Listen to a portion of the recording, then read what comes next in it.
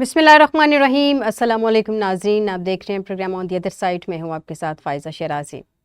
नाज़रीन, इस वक्त अगर हम इंटरनेशनल लेवल पे देखें या नेशनल लेवल पे देखें, हम देखना ये चाह रहे हैं कि हमारे मुल्क का बयानिया क्या है और क्या इंटरनेशनल लेवल पे उसको एक्सेप्ट भी किया जा रहा है, उसकी एक्सेप्टेंस भी है। कल हमने देखा कि डोनाल्ड लू ने जिस तरह के स्टेटमेंट्स दी हैं, गो के साइफ़र के मामले को तो बिल्कुल ही उन्होंने पहले भी जैसे उनकी स्टेटमेंट रही है उन्होंने वैसी ही स्टेटमेंट दी, उन्होंने उसको रद्द कर दिया।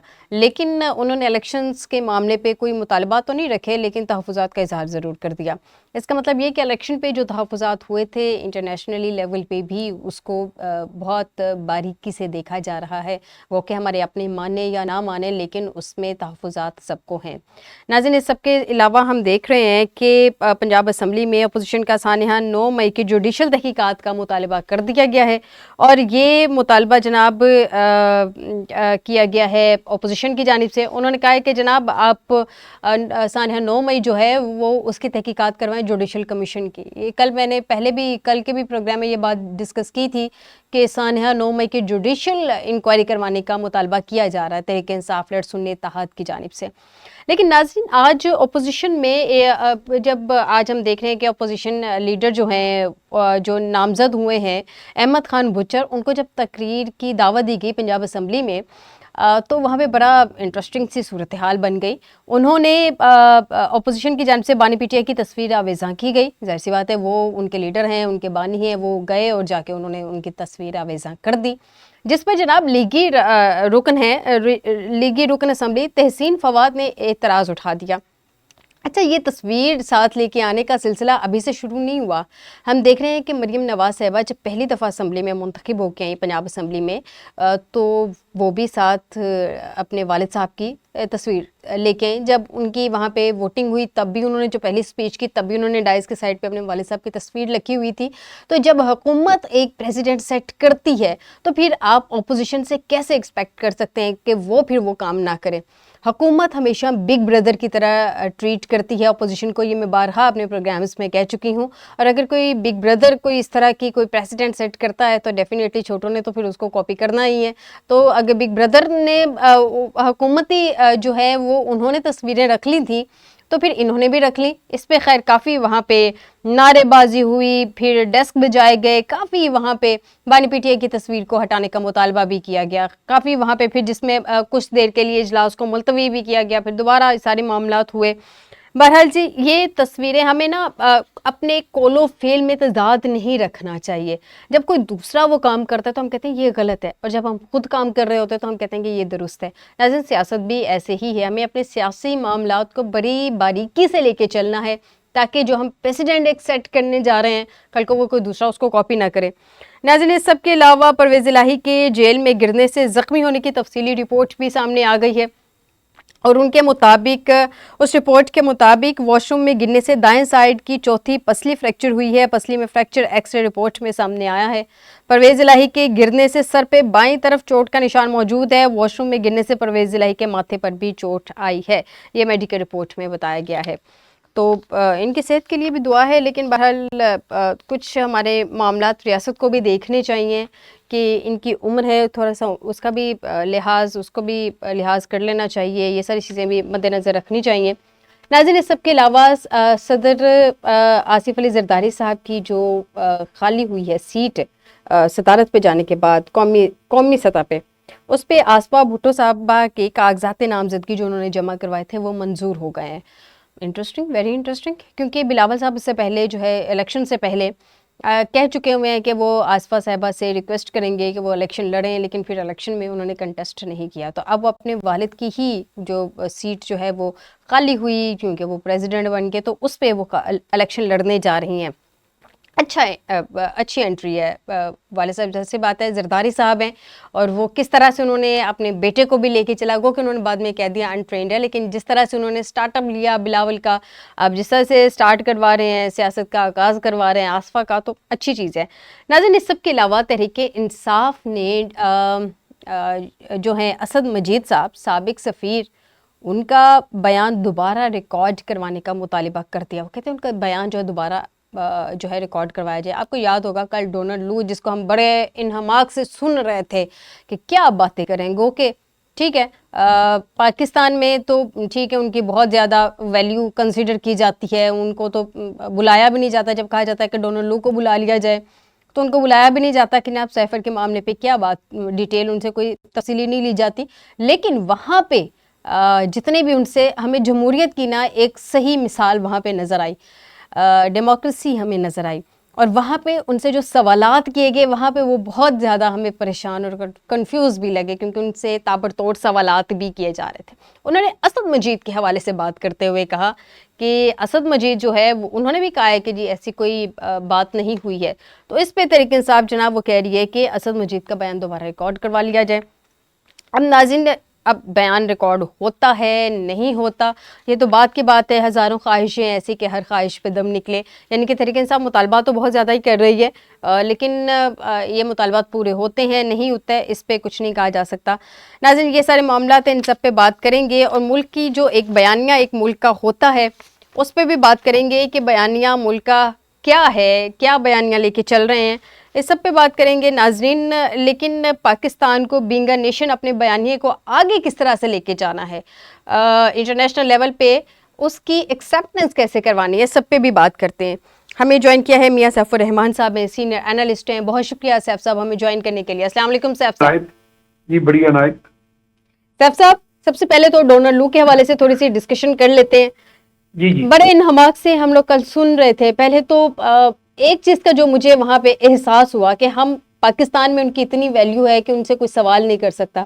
کہا گیا کہ جی ڈونلڈ لو کو بلایا جائے، جناب باجوہ کو بلایا جائے، تو وہ بات دب گئی. لیکن وہاں پہ جہاں پہ ہم نے ڈیموکریسی کل اعلیٰ معیار کی ڈیموکریسی کل ہم نے دیکھی، وہاں سے ان پہ تابڑ توڑ سوالات ہو رہے تھے اور ایسا لگ رہا تھا کہ اب ڈونلڈ لو وہاں پہ کنفیوز ہو گئے ہیں. تو اس پہ کیا کہیں گے؟ نہیں دیکھیں، وہ تو جو سوال جواب ہوتے ہیں نا جی، اس کو ایک لحاظ کی آپ انویسٹیگیشن ہی کہہ سکتے ہیں نا، انٹروگیشن کہہ سکتے ہیں کہ جی آپ کسی بھی زاویے سے کوئی بات پوچھ سکتے ہیں. پھر لیکن ہمارے تو یہاں پہ کسی بھی زاویے سے کوئی بھی سوال کرنے کی اس طرح سے کھلی اجازت نہیں ہے نا. یہاں تو آوے کا آواز بگڑا ہوا ہے، یہاں کی تو بات ہی نہ کریں.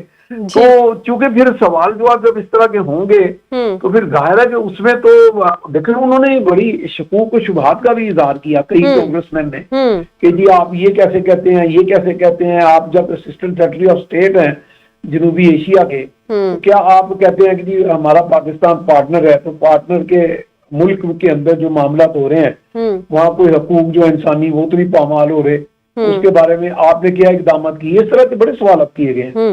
اور یہ اچھی بات بھی ہے کہ اگر ویسے تو ہمارے عمران خان کہتے ہیں امریکہ ہمارا ماما لگتا ہے، ہم بھی کہتے ہیں کہ وہ ہمارے بارے سوال کرے، لیکن اگر کوئی سوال ہماری بہتری کے لیے ہے تو وہ ہمارے لیے تو اچھی بات ہے، نیک سکون ہے. اچھا، ایسا لگا جیسے انہوں نے کل دونوں سائیڈز رکھ لی، انہوں نے الیکشن پہ تحفظات بھی رکھ لیے جس سے تحریک انصاف بھی خوش ہو گئی، اور انہوں نے سائفر کو ریجیکٹ بھی کر دیا جس سے حکومت بھی خوش ہو گئی. نہیں دیکھیں، یہ جو سائفر کا معاملہ ہے نا، دیکھیں اس میں ایک پی ٹی آئی کے ایک بڑے اہم رہنما رہے ہیں. ویسے لوگ ان کو پی ٹی آئی کا رہنما مانتے نہیں ہیں، لیکن وہ اب بھی کہتے ہیں کہ میں اس میں ہوں. وہ خورشید قصوری صاحب ہیں، سابق وزیر خارجہ. میں اور پاکستان کے کچھ ٹاپ کے 7-8 ایڈیٹرز ان کے ساتھ تقریباً ماہانہ ایک میٹنگ بھی کرتے ہیں. اس ایک میٹنگ میں جب یہ سائفر کا نیا سلسلہ آیا تھا تو پھر ہم نے ان سے بات کی تھی. اس میں کچھ سفیر رینک کے بھی لوگ تھے. انہوں نے کہا جی اس سے بھی بڑے بڑے سائفر آتے ہیں، ہمیں لیکس بھی آتی ہیں جو ہماری ایمبیسیز ہمیں بھیجتی ہیں کہ جی ہمیں باہر کے ملکوں کے سفارتکار یہ باتیں بتاتے ہیں، کچھ انڈیا دیتے ہیں. تو اس حوالے سے انہوں نے کہا جی اس سے بڑے بڑے سائفر آئے ہیں، جس سے اس سے بڑی بڑی سازشوں کے حوالے سے، جس پہ ہم باقاعدہ ناظم الامور ان ملکوں کے ہائی کمشنر اور ایمبیسڈرز کو بلا کے اس سے بڑی بڑی دھمکیاں تک دے رہے تھے.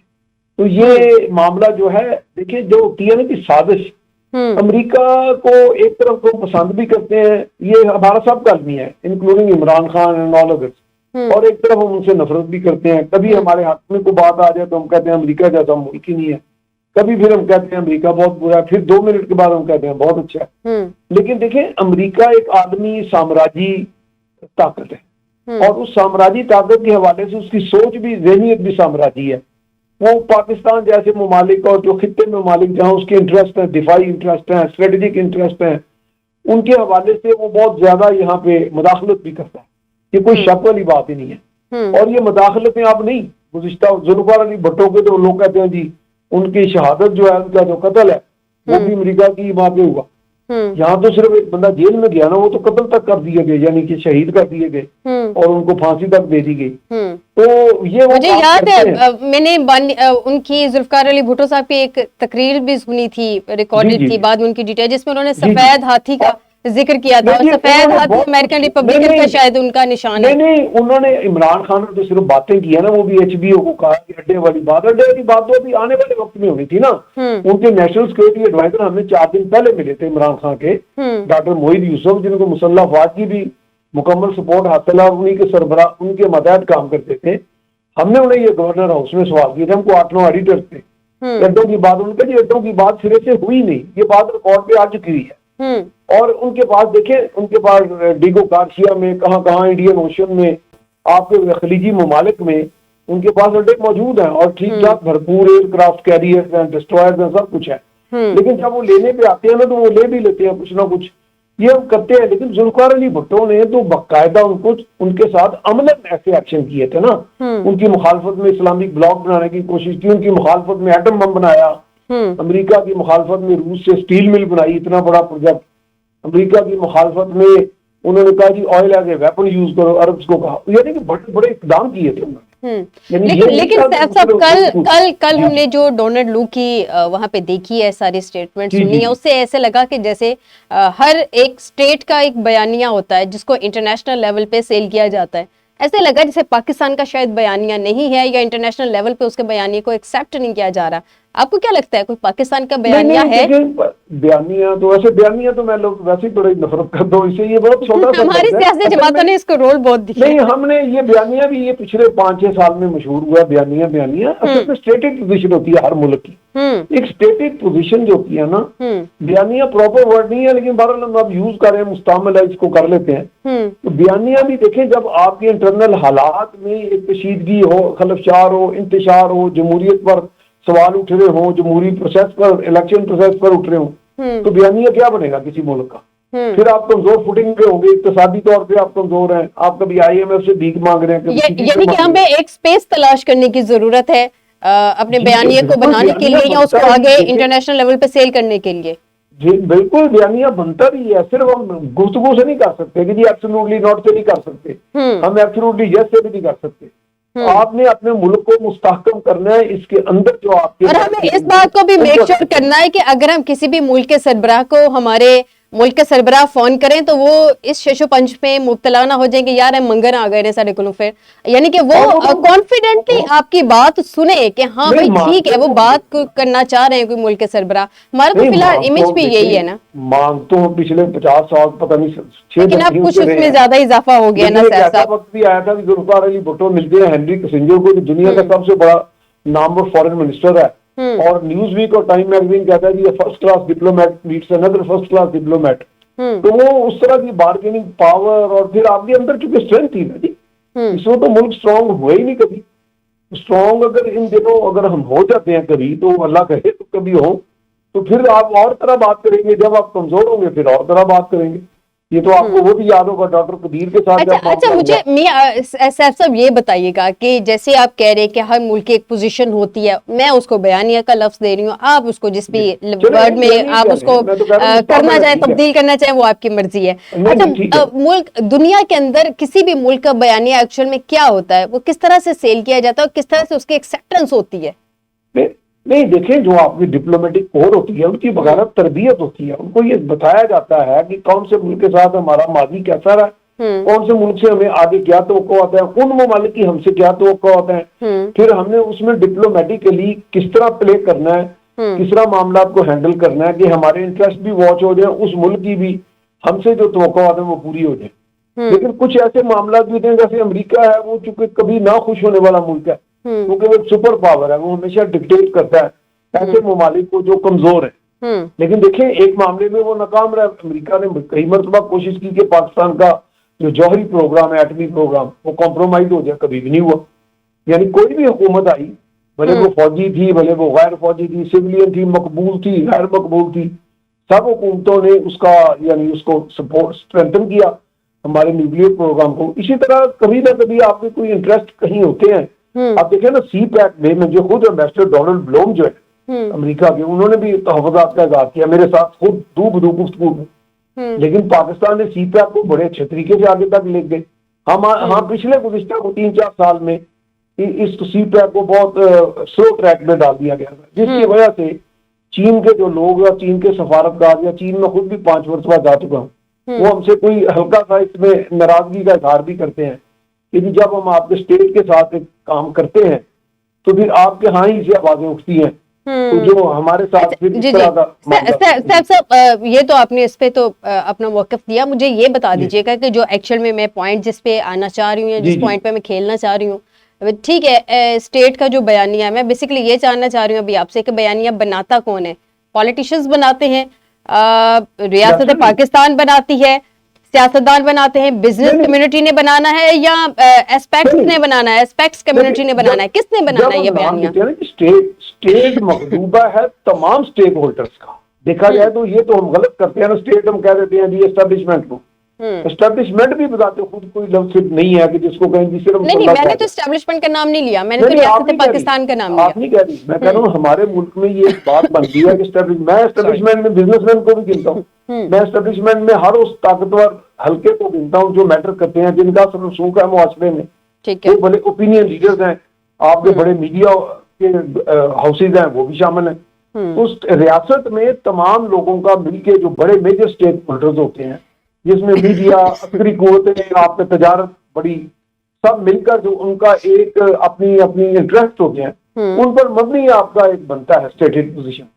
وہ اسٹیٹڈ پوزیشن جو ہوتی ہے اس کو پروجیکٹ کرتا ہے آپ کا فورن آفس. لیکن ہمارے ہاں فورن آفس کی جو ٹریک ہسٹری ہے, ٹریک ریکارڈ ہے, اس میں فورن آفس میں ہماری اسٹیبلشمنٹ یعنی ہماری عسکری اداروں کا ایک بہت بڑا انپٹ ہمیشہ شامل ہے. یعنی کہ سیف صاحب, اگر ہم شارٹلی یہ کہیں کہ یہ جو ابھی اکنالج نہیں کیا جا رہا پاکستان کے بیانی کو انٹرنیشنل لیول پہ, اس پہ بڑی غلطی ہماری ایکچوئل میں فورن آفس کی ہے. بالکل, فورن آفس کی تو کمزوری ہوگی تو آپ کا بیانیہ نہیں ایکسیپٹ ہوگا نا.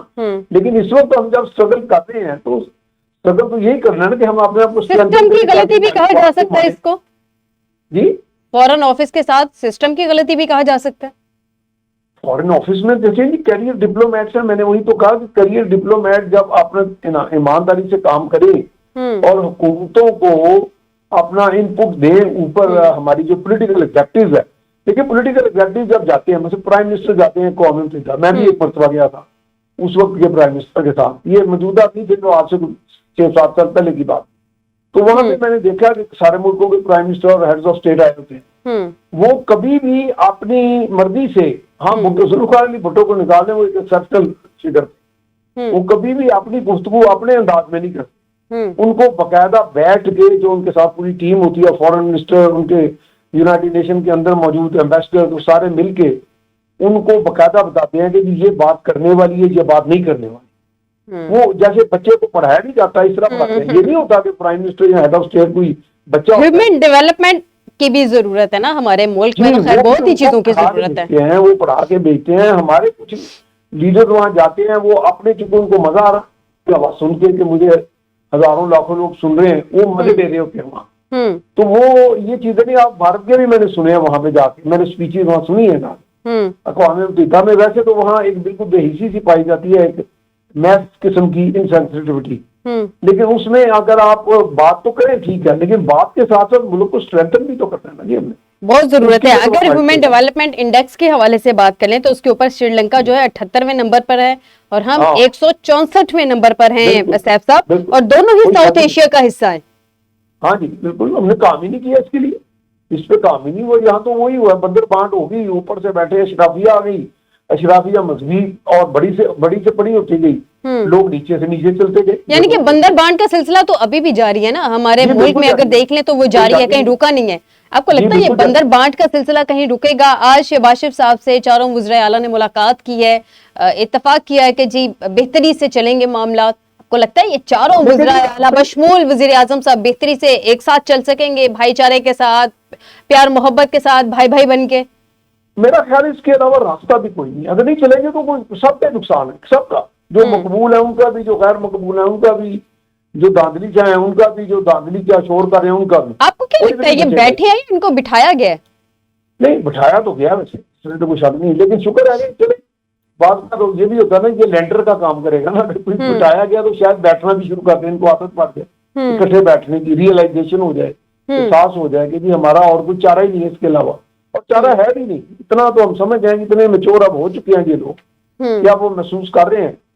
ہم نے یہ دیکھا کس طرح کی آوازیں اٹھتی رہی ہیں پہلے ایک دوسرے کے خلاف, اب وہ بھی محسوس کر رہے ہیں کہ ہم نے چلنا کیسے. مثلا اگر رنڈا پور صاحب کو دیکھیں, ٹھیک ہے وہ دھمکیاں وہ بھی دے رہے ہیں, جائز بھی دے رہے ہوں گے, ان کے ساتھ بھی زیادتیاں ہو رہی ہیں, لیکن اب انہوں نے جب وفاق سے پیسے لینے ہیں, حق ان کا حق ہے, یہ کوئی شک نہیں. بیسیکلی سیف صاحب یہ تحریک انصاف نے پی ایم ایل این سے, پیپلز پارٹی سے سیکھ لیا ہے گڈ کاپ بیڈ کاپ کی سیاست. اب یہ گڈ کاپ بیڈ کاپ کی سیاست کر رہے ہیں. صوبہ چلانا ہے, وفاق سے فنڈ چاہیے, وفاق کی ان کو مدد چاہیے, تو وہ گڈ کاپ وہاں پہ ہے. اب باقی جو اپوزیشن ہے پنجاب کے حوالے سے, وفاق کے حوالے سے, وہاں پہ بیڈ کاپ چل رہی ہے. وہاں پہ وہ کہہ رہے ہیں ہم نے چلنے نہیں دینی یہ حکومت. بیڈ کاپ تو چل رہے ہیں جی, گڈ کاپ بیڈ کاپ تو چل رہے ہیں, لیکن بات تو یہ ہے کہ خرابیاں تو ابھی ہیں ہمارے یہاں, لیکن خرابیوں کو ساتھ ساتھ ایڈریس بھی کرنا پڑ رہا ہے. چلے مصلحت کے تحت کر رہے ہیں یا ضرورت کے تحت کر رہے ہیں, تو چلو ضرورت کے تحت بھی اگر ہم آہنگی تھوڑی تھوڑی آگے چلتی جائے تو اسے ایک ورکنگ ریلیشن شپ جسے ہم کہتے ہیں نا, فرینڈلی ریلیشن شپ نہیں میں کہہ رہا, ایک ورکنگ ریلیشن شپ بھی اگر بن جائے صوبوں کے مابین, بڑے پولیٹیکل سٹیک ہولڈرز کے مابین, بڑے نیشنل سٹیک ہولڈرز کے مابین, تو اس سے بھی کچھ تھوڑا سا افادہ ہمیں ہونا شروع ہو جائے گا, چیزوں ایک بہتری کے ایک ٹریک پہ چلے جائیں گے. اچھا سیف صاحب, یہاں پہ نا ایک بڑی ڈیبیٹ چل رہی ہے. ہم دیکھ رہے ہیں کہ ہم بڑے جسے کہتے ہیں گیس لگا رہے ہیں, ساری پریڈکشنز کر رہے ہیں کہ یہ حکومت 4 ماہ چلے گی, 6 ماہ چلے گی, 10 مہینے چلے گی, سال 1.5 سال. میرے خیال میں, مجھے جو پرسنلی مجھے لگتا ہے کہ حکومت کوئی بھی تب گرائی جاتی ہے جب آپ کا اسٹیبلشمنٹ کے ساتھ کوئی پھنڈا ہو جاتا ہے. یہاں پہ اگر ہوتے بڑے میاں صاحب تو ہم ایکسپیکٹ کر سکتے تھے کہ 1.5 سے 2 سال میں حکومت بیٹھ جائے گی, کیونکہ ان کا ہمیشہ سے پھنڈا رہا. اب ہے چھوٹے میاں صاحب, یعنی کہ آنکھ کا تارا, انہوں نے تو جو ان کو کہنا ہے انہوں نے تو جی اس پہ یس کہہ دینا ہے. تو اس کا مطلب یہ ہے کہ پھر ان کا مسئلہ کیا ہوگا, کیوں گرے گی یہ حکومت؟ نہیں وہی بات ہے, یہاں پہ گرانے والا بھی کوئی انٹرسٹ ہے, کسی کو انٹرسٹ نہیں ہے ان کے گرانے میں. اصل میں تو یہی بات ہے, اسٹیبلشمنٹ والی بات بھی آپ نے صحیح کی, لیکن اسٹیبلشمنٹ تو کسی کی سگی ہوتی ہی نہیں ہے, نہ اسٹیبلشمنٹ سگی ہوتی ہے نہ بیوروکریسی ہوتی ہے. لیکن جب پھڈا پڑ جاتا ہے, ایشوز ہو جاتے ہیں, ایک دوسرے کے ایک پیج پھٹ جاتا ہے, اس کے بعد ایشوز آ جاتے ہیں اور ان کو اتار دیا جاتا ہے. ابھی تو ون پیج پہ چل رہا ہے. اسٹیبلشمنٹ کا تارا تھے, وہ تو خود کہتے تھے مجھے یہ ہوگا, ہم جانتے ہیں کون کون لانے والے ہیں, ٹھیک ہے وہاں میں پاپولر تھے, لیکن اسٹیبلشمنٹ کا تارا بن کے وہ تارا گرا بھی دیا گیا. تو بات تو وہی آ گئی نا کہ ہمارا اسٹیبلشمنٹ نہ سگی ہوتی ہے نہ بیوروکریسی. لیکن انہوں نے اناؤنس نہیں کیا تھا نا, انہوں نے تو اناؤنس کر دیا کہ میں آنکھ کا تارا ہوں. یہ تو چیزیں چلتی رہتی ہیں, کوئی اناؤنس کر دے, کون اناؤنس کرتے, بات ہوئی. یعنی کہ آپ کو بھی لگتا ہے کہ یہ سسٹم چل پڑے گا, یہ گرے گا نہیں ہے؟ 5 سال حکومت خیر ابھی تک تو کسی نے پوری نہیں کی ہے. اگر فرق کرے وہ پرسوں گر جاتا ہے تو اسے کیا ہو جائے گا, کچھ بھی نہیں, ملک کا تو کچھ بھی نہیں بنتا نا ابھی. ایک سسٹم جو بھی آئے, ٹوٹا پجا آئے, جیسے بھی آئے, اب اس کو چلنا چاہیے, اس کو ٹارگٹ دیے جائے. جی دیکھیں یہ ٹارگٹ آپ اچیو کریں تو اوکے, اگر ٹارگٹ نہیں اچیو ہو رہے تو خسمان کھاؤ. پھر وہ طاقت تو آپ کے پاس موجود ہے ان کو ہٹانے کی, وہ تو چل جاتی ہے, وہ کرشمہ چل جاتا ہے. موجودہ صورتحال میں ہم متحمل ایگزیکٹلی نہیں ہے کہ کسی بھی قسم کے کلیش میں جا سکے یا کسی بھی بالکل ہم بالکل اس چیز کا متحمل نہیں ہے. لہٰذا وہ جو بات چل رہی تھی سب کو مل بیٹھ کے چلنا چاہیے, تو وہ پھر انہوں نے چاروں صوبوں کو بٹھا لیا, ساری تقریباً سیاسی جماعتیں تو ان کے ساتھ ہو گئی. 23 مارچ کو جو کہا جا رہا ہے تحریک انصاف جلسہ کرے گی, اس کے بارے میں کیا کہیں گے؟ ہو جائے گا ان کا جلسہ, کرنے دیا جائے گا؟ لیکن وہ جو باتیں ہو رہی, کچھ باتیں کہیں بھی نہیں جا سکتی نا. کچھ باتیں ہمیں کچھ ایسے لوگ کہہ رہے ہیں کہ جی جو تحریک انصاف کے اندر کچھ بڑے اہم عہدیدار جو ہیں ان کے بھی اسٹیبلشمنٹ کے ساتھ دوستیاں ہیں. اچھا, تو پھر آگے آپ خود ہی فیصلہ کر لیں کہ ایک طرف کہا جاتا ہے, یہ بھی ایک ٹیکٹکس ہوتے ہیں کہ جی جلسے بھی کرتے جائیں, اندروں امن بھی رکھو, کام بھی کری جاؤ, ورکنگ ریلیشن شپ بھی رکھو. ہم دیکھیں گے جب آپ ہمارا گھوڑا نمبر 2 ہے, گھوڑا نمبر 1 ہے, 1 کو 2 پہ کرنا ہے, 2 کو 1 پہ کرنا ہے, کب کرنا ہے. اچھا ایک شارٹی مجھے ایک اور سوال ہے, اس کا آنسر کر دیجئے گا سیف صاحب. اقتدار کی کرسی سے لے کے جیلوں کے قالین تک کہہ لیجئے, جیلوں کی چٹائی تک کہہ لیجئے, کیا کبھی یہ دائروں کا سفر ختم ہوگا ہمارے ملک میں؟ یہ تو ہمارے ملک میں ابھی تک نہیں ختم ہوا. ویسے آنے والے وقت میں آپ کیا کہیں گے, چٹائی پہ تو ویسے کوئی بھی نہیں سوتا. اچھا, سارے بڑے اس لیے میں نے بیچ میں تھوڑا سا نا سافٹ ٹچ قالین کا بھی دے دیا, اب اس کو جس بھی اینگل میں آپ لے لیں. میں نے خود اٹک جیل میں بند رہا ہوں, میں ایک ملٹری ڈکٹیٹر سے لڑ کے, میں نے دیکھی ہوئی ہیں ساری چیزیں. یہ جیل میں رہنا جو ہوتا ہے نا, وہ کوئی اتنی بڑی بہادری نہیں ہوتی, وہ وقت خود ہی گزر جاتا ہے. اور پھر جب اس یعنی کہ یہ دائروں کا سفر آپ کے خیال میں آئندہ دنوں میں بھی ختم نہیں ہوگا؟ نہیں، دائرے نہیں ختم ہوتے، جب دائرے نہیں ختم ہوں گے تو کون اقتدار سے اتر کے کب جیل چلا جائے اس کا بھی پھر یعنی کہ یہ معاملات بھی ختم نہیں ہوں گے. شہباز شریف جیل میں رہا، نواز شریف رہا، مریم رہی ہیں، ذوالفقار علی بھٹو رہا، زرداری رہا. ایسا تو ہو نہیں سکتا نا کوئی سیاستدان ہو اور وہ جیل کی ہوا نہ لگے، اسپیشلی وزیر اعظم کی پوسٹ پہ ہو اور اس کو ہوا نہ لگے. جیل کا سفر ہی کوئی مسئلہ ہے تو وہ سب کے ساتھ ہوا ہے. بہت شکریہ میاں ظفر رحمان صاحب، آپ نے ہمیں جوائن کیا. ناظرین ایک چھوٹا سا بریک لیتے ہیں، بریک کے بعد واپس آئیں گے. ویلکم بیک ناظرین. اس وقت ہمیں جوائن کیا ہے بابر ڈوگر صاحب ہیں، سینئر صحافی بھی ہیں، سینئر اینالسٹ ہیں. بہت شکریہ ڈوگر صاحب ہمیں جوائن کرنے کے لیے.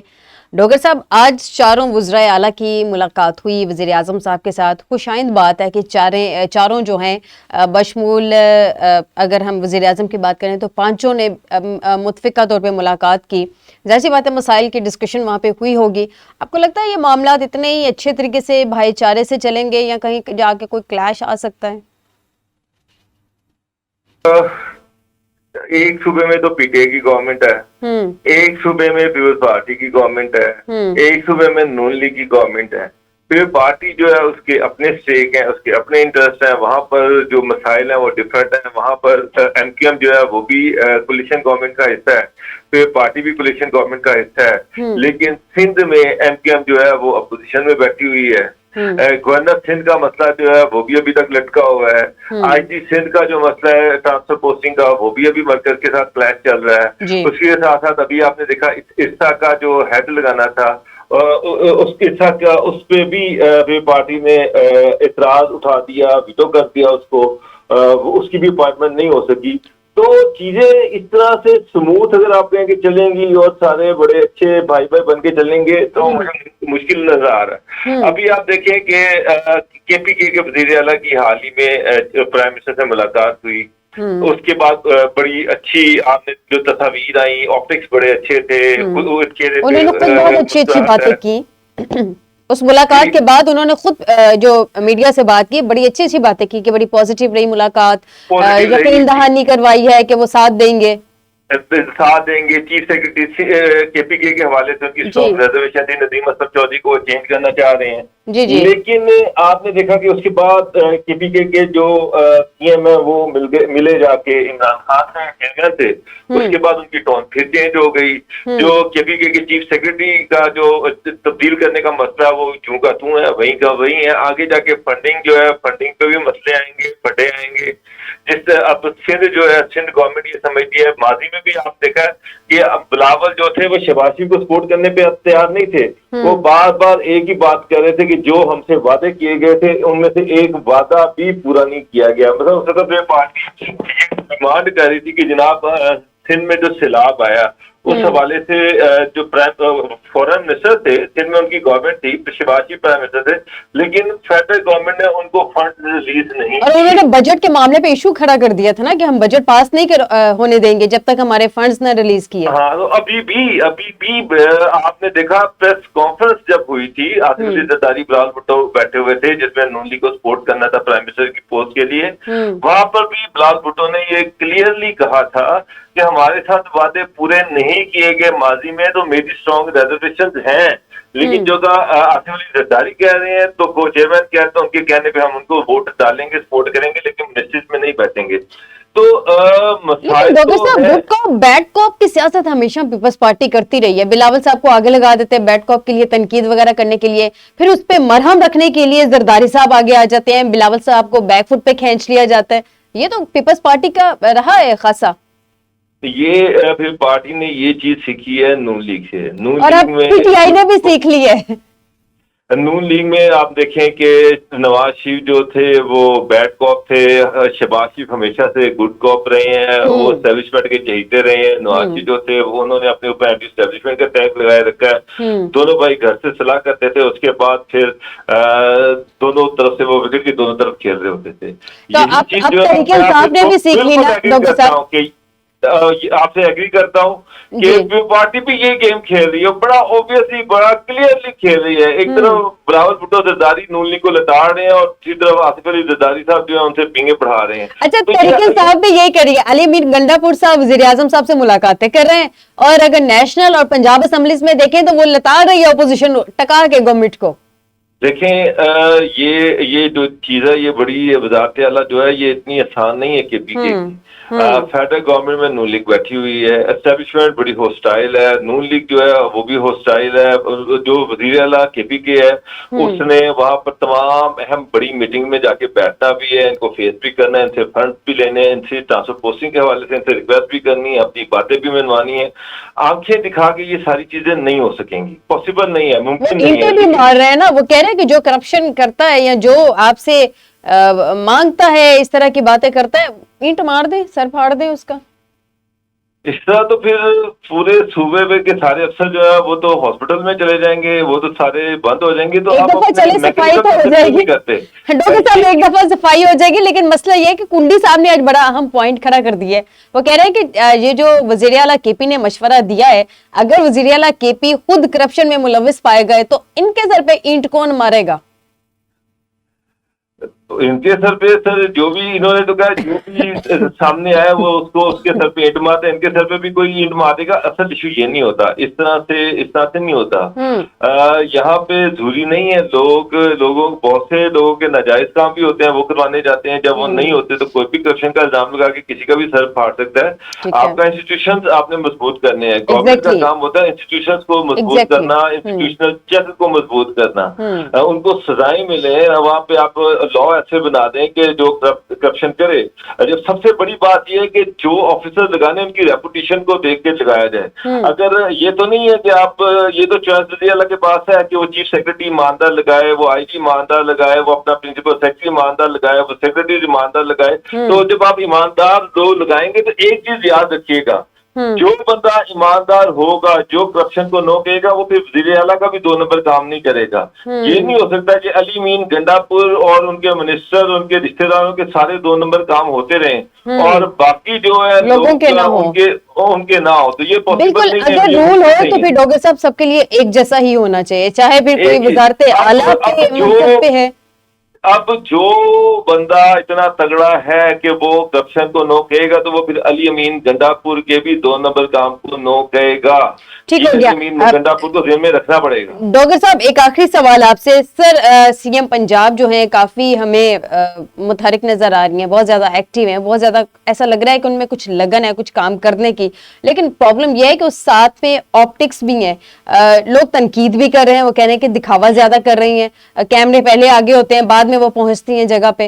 تو آپ کو لگتا ہے کہ یہ آپٹکس سے کام چل جائے گا یا پریکٹیکلی صرف یہ کہہ دینا کہ یہ کر رہے ہیں وہ کر رہے ہیں, نیم پلیٹیں لگا دینی وہاں پہ یا تختے لگا دینے, یہ اس سب سے کام چل جائے گا؟ یا پریکٹیکلی جب تک ڈیلیور نہیں کریں گے نون لیگ کی گورنمنٹ نہیں بچے گی یا نون لیگ کی اگلی سیاست نہیں بچے گی؟ جتنے مرضی آپٹکس کر لیں, جتنے مرضی اس طرح کے یہ جو انہوں نے پہلے سے مینوورڈ قسم کے یہ جو اسٹیج قسم کے یہ جو چیزیں ہوتی ہیں, کبھی اسکول چلی گئیں, کبھی کسی کے گھر چلی گئیں, کبھی کسی بلڈنگ آفس میں چلی گئیں, اس سے تنقید ہی ہو رہی ہے. دیکھیں انہوں نے کہا کہ جناب 30 ارب روپے کے یہ لوگوں میں رمضان کے پیکج جو ہیں وہ بانٹ رہی ہیں, لیکن انہوں نے کہا تھا کہ لوگوں کے گھروں تک پہنچیں گے.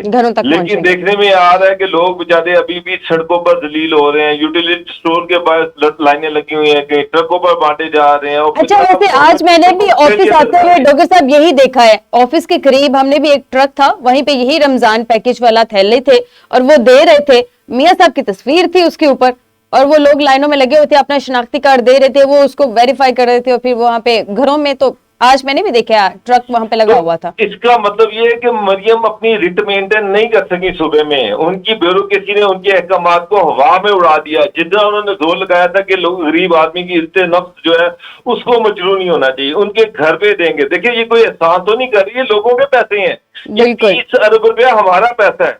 तो ब्यूरोक्रेसी जो है इसका मतलब वो इतनी ताकतवर है कि मरियम की बात उन्होंने नहीं मानी और अल्टीमेटली उन्होंने वही तरीका जो कई 100 सालों से यहाँ पे चल रहा है कि लोगों को ह्यूमिलेट किया जाए, लोगों को जलील किया जाए, रुसवा किया जाए।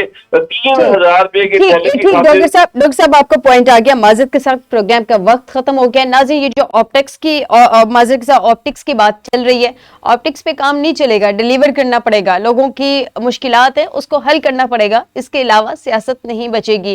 रियासत को बचाएंगे तो ही सियासत करेंगे ना, यही रियासत है जिसके ऊपर आप लोगों ने सियासत करनी है। तो पहले सियासत की बजाय रियासत को बचाएं ताकि आप सियासत करने के काबिल रह जाएं। आज के प्रोग्राम से दीजिएगा इजाजत, बशर्ते जिंदगी आपसे दोबारा मुलाकात होगी। अपना ख्याल रखिएगा। अल्लाह हाफिज।